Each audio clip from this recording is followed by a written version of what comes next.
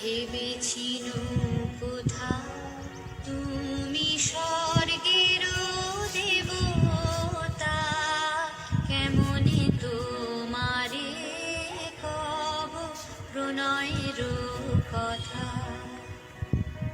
ভেবেছিল মনে মনে দূরে দূরে থাকি, চির জন্ম সঙ্গোপনে বুঝিব একাকী।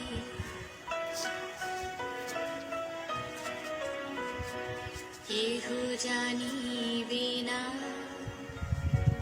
মোর গভীর প্রণয়, কেহ দেখিবে না মোর অশ্রুবারিচয়।